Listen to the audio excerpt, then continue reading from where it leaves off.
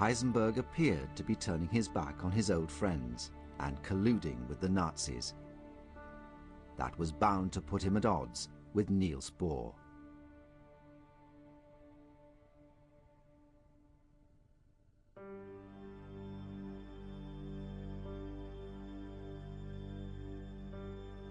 In Copenhagen at the Bohr's home, the first signs of unease about Heisenberg appear to have been raised around this time.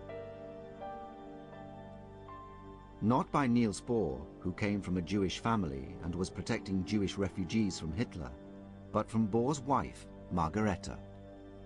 A feeling that she had rather strong convictions about Heisenberg then. She did say that you couldn't stay in Germany and remain a decent person. So that goes some way to show how strong her convictions were. For 20 years, Werner Heisenberg and Niels Bohr had been united in science.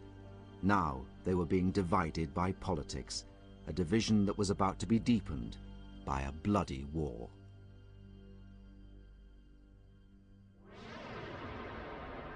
In Nazi Germany, something unexpected happened. Months before the war began, the first scientific step was taken towards a nuclear arms race. In the heart of Nazi Germany, at a chemist's workbench, uranium had been bombarded with a newly discovered particle called a neutron. The uranium atom was split.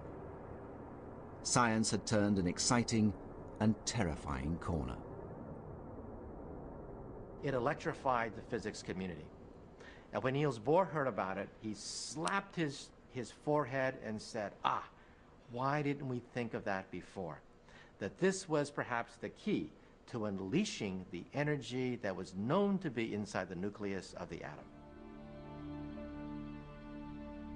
The discovery could have been a moment for excitement and collaboration between scientists, if this had been peacetime. But the atom was split on the brink of war inside Nazi Germany, and that created a potentially explosive mix of science and politics. The fact that fission was discovered just on the eve of World War II was a coincidence with the most overwhelming consequences. For Heisenberg and Bohr, there was now no way to discuss the atomic weapon everyone now feared could be built.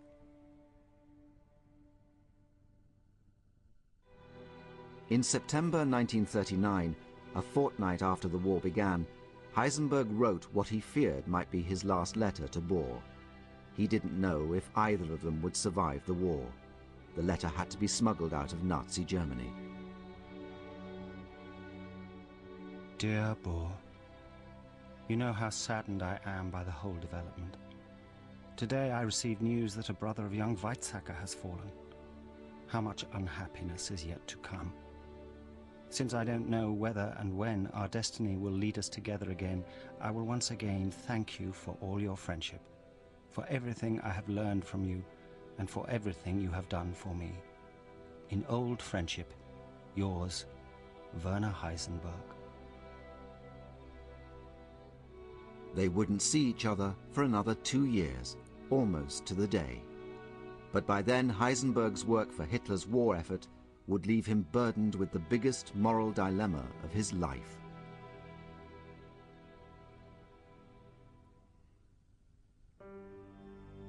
If the atom bomb could be built, Hitler wanted it. In September 1939, Heisenberg received his first orders. His military service was to work for the Army Weapons Department in Berlin. Officially, his job there was to explore the technical aspects of atomic energy. But when he arrived, it was soon clear that his real task was more sinister. Carl Friedrich Weizsäcker was one of Heisenberg's team.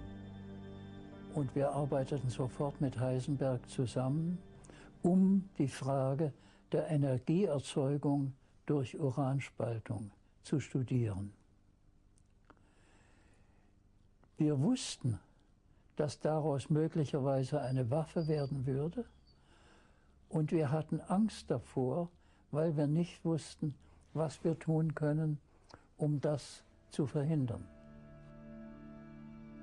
Heisenberg led the team charged with telling the German army if it was possible to build an atomic bomb. He drew on the data of German scientists who'd split the uranium atom, and a recent paper by Niels Bohr explaining his theory for how the atom's energy could be harnessed. Within months, Heisenberg gave his army bosses his chilling answer. In principle, an atomic weapon was feasible. It would be an immense task. The technical hurdles remained unknown, but Heisenberg seemed to be ready to work on the project for Hitler and to exploit the work of his best friend.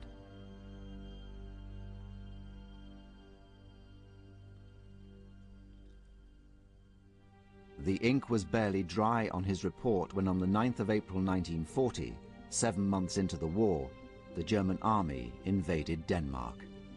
Hilda Levy, who'd fled the threats of Hitler's regime 6 years earlier, was terrified and turned to Niels Bohr. All I could do was cry.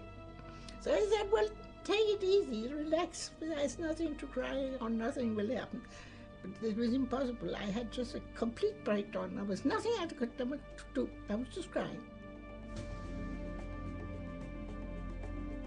In the face of the German army, the Danish government had capitulated. Niels Bohr refused to collaborate. His stature in his country made him a role model, resisting Hitler's influence. It had been 2 whole years since he'd had contact with Heisenberg. He had no idea how Heisenberg had been assisting the German war effort, and no way of knowing that they were set on a terrible collision course.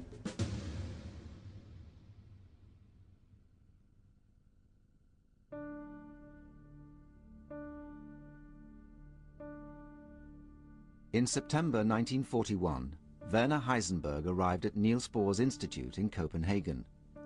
It should have been a welcome reunion for both men, but in 2 years of war, everything had changed. It wasn't clear why Heisenberg had really come, but the trip had the backing of the Nazis, who saw it as a propaganda mission.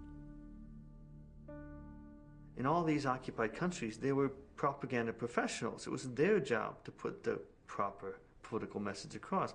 Heisenberg was supposed to come and, because of his great prestige and his name recognition, attract people into the institutes, into the lecture halls to hear him speak.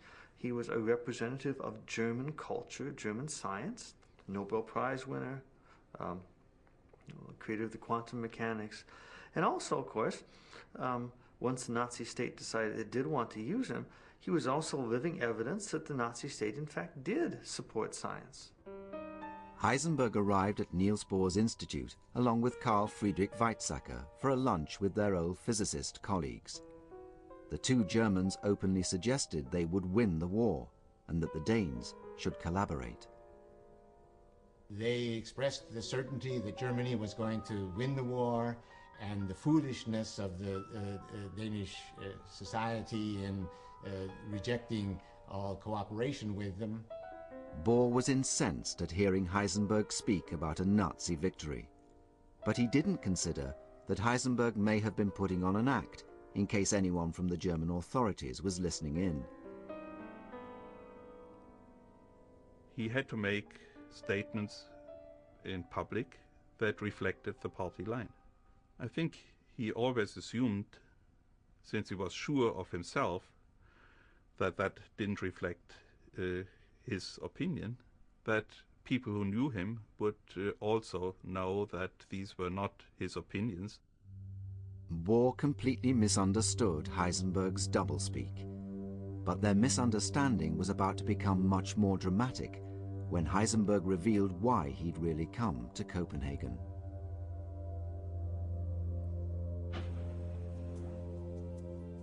What happened next has become one of the most controversial moments in the history of science. Every detail of Heisenberg and Bohr's face-to-face private meeting has become the subject of dispute among historians and scientists ever since. Even the location of their meeting is the subject of arguments. Heisenberg, it seems, wanted to ask Bohr's advice about a moral dilemma. Now his work in Germany showed an atomic bomb was feasible. Should physicists, such as themselves, try to build one?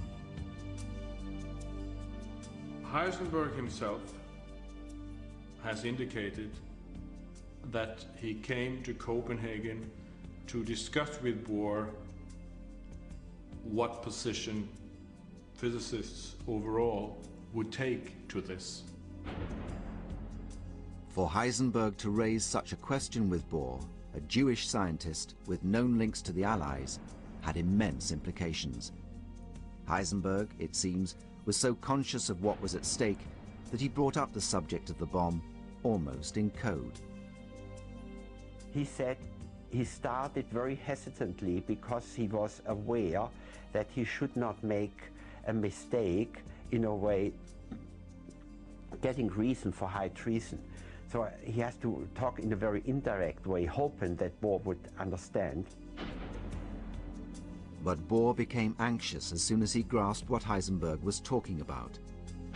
He was saying something like, you know, what should one do if one is asked by that? And then apparently Bohr said, I mean, you mean the atomic bomb? I mean, do you think this works? Heisenberg says something like, yes, it can, and there's a project in Germany that is trying to do it.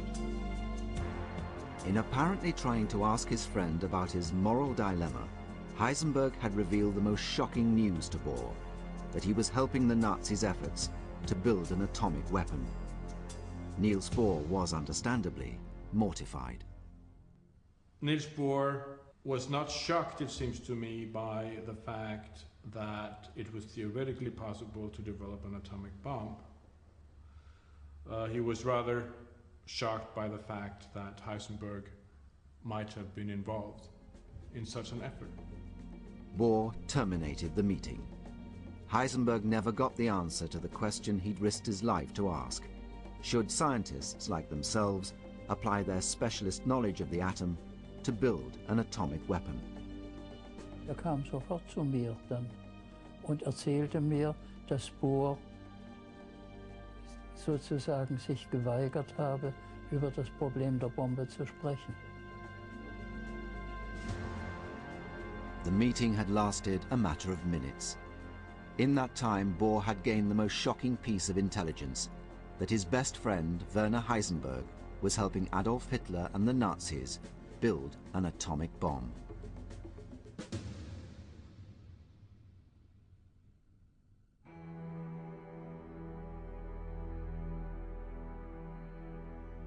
Heisenberg returned to a confident Germany, already controlling much of mainland Europe. The news that Hitler was trying to add a devastating new weapon to his armory couldn't have been more disturbing. The potential that such power was about to be placed in Hitler's hands compelled Niels Bohr, back in Copenhagen, to send a message to warn the British.